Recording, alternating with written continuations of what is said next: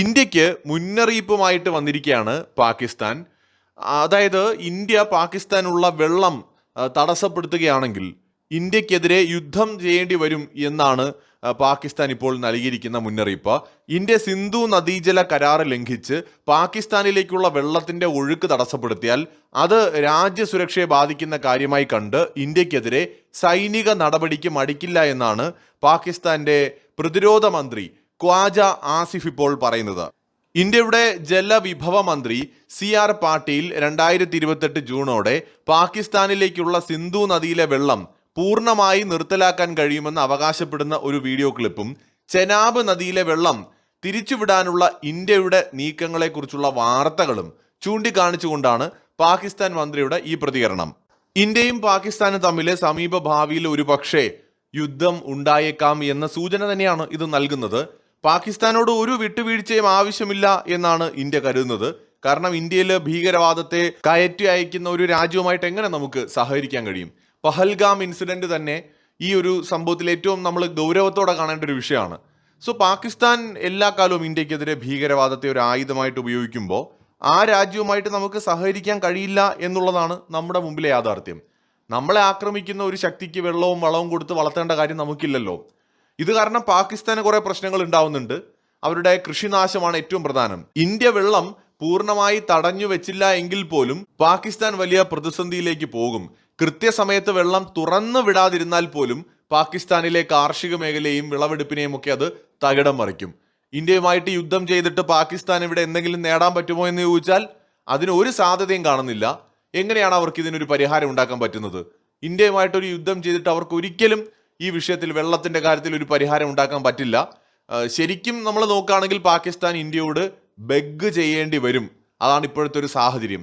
മുൻകാലങ്ങളിൽ പാകിസ്ഥാൻ പ്രതിനിധികൾ ഇന്ത്യയിലെ ജലപദ്ധതികൾ നേരിട്ട് സന്ദർശിച്ച് ഡാമുകളുടെ ഉയരവും സംഭരണ ശേഷിയും ഒക്കെ പരിശോധിക്കാറ് പോലും ഉണ്ടായിരുന്നു. ഏകദേശം 115 തവണ ഇങ്ങനെ പരിശോധന നടത്തിയിട്ടുണ്ടെന്നാണ് പറയപ്പെടുന്നത്. എന്നാൽ കഴിഞ്ഞ ഒരു വർഷത്തെ കൃത്യമായ വിവരങ്ങൾ പാകിസ്ഥാന്റെ കയ്യിലില്ല. കാരണം ഇന്ത്യ ഒരു ഡേറ്റയും കൈമാറിയിട്ടില്ല. പാകിസ്ഥാനിലെ പ്രധാന കാർഷിക മേഖലകളായിട്ടുള്ള സിന്ധ്, ബലൂചിസ്ഥാൻ പ്രവിശ്യകളില് ജനസംഖ്യയുടെ 1/3 ഭാഗവും കടുത്ത ജലക്ഷാമം നേരിടുകയാണ്. ഇത് വലിയൊരു സാമ്പത്തിക തകർച്ചയ്ക്ക് കാരണമാകുമെന്ന് പ്രാദേശിക നേതാക്കൾ മുന്നറിയിപ്പ് നൽകുകയാണ്. ഇതിനു പുറമെ പാകിസ്ഥാന്റെ ഉള്ളിൽ തന്നെ ചില പ്രശ്നങ്ങളുണ്ട്.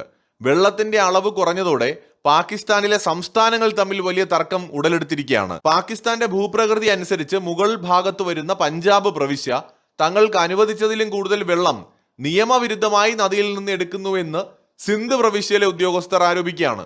പഞ്ചാബ് തങ്ങളുടെ പരിധിയേക്കാൾ 21% വെള്ളം അധികമായി ഉപയോഗിക്കുന്നത് വഴി താഴെ വരുന്ന തങ്ങൾക്ക് വെള്ളം കിട്ടുന്നില്ല എന്നാണ് അവർ പറയുന്നത്. അപ്പൊ ഇന്ത്യയിൽ നിന്ന് വെള്ളത്തിന്റെ ഒഴുക്ക് കൂടി തടസ്സപ്പെടുകയോ നിർത്തിവെക്കുകയോ ചെയ്താൽ വെള്ളത്തിന് വേണ്ടി പാകിസ്ഥാന്റെ ഉള്ളിൽ കലാപം തന്നെ പൊട്ടിപ്പുറപ്പെടാം. ഇന്ത്യയെ ആക്രമിച്ചു കളയുമെന്നൊക്കെയാണ് ഖ്വാജ പറയുന്നത്. പക്ഷെ അതത്ര എളുപ്പമൊന്നുമല്ല. ഇപ്പൊ ഇന്ത്യയെ ആക്രമിച്ചിട്ട് ഇവരെന്ത് ചെയ്യും?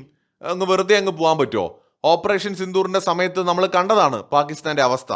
ഇനി ഇന്ത്യക്ക് എന്തെങ്കിലും നാശനഷ്ടം വരുത്താനാണ് പദ്ധതി എന്ന് തന്നെ ഇരിക്കട്ടെ, തിരിച്ചടി താങ്ങാനുള്ള ശേഷി അവർക്കുണ്ടോ? ഇനി ഇന്ത്യക്ക് നാശനഷ്ടം വരുത്തുന്നതിൽ അവർ വിജയിച്ചു എന്ന് തന്നെ ഇരിക്കട്ടെ, അതുകൊണ്ട് ഈ വെള്ളം ഇന്ത്യ കൊടുക്കാമെന്ന് അങ്ങ് തീരുമാനിക്കോ? പാകിസ്ഥാൻ ഇത്രയും നമ്മൾ ആക്രമിച്ച് അങ്ങ് ഭയപ്പെടുത്തി അതുകൊണ്ട് വെള്ളം കൊടുക്കാമെന്ന് നമ്മൾ വിചാരിക്കോ? ഇത് അങ്ങനെ ഒന്നും നടക്കാൻ പോകുന്നില്ല.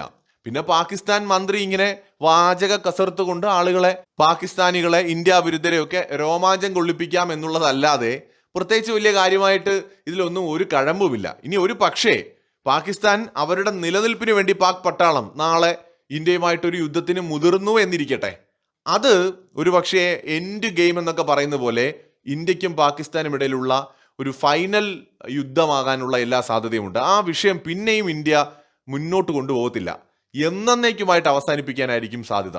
അങ്ങനെ ഒരു സാധ്യത നിലനിൽക്കുന്നുണ്ട്.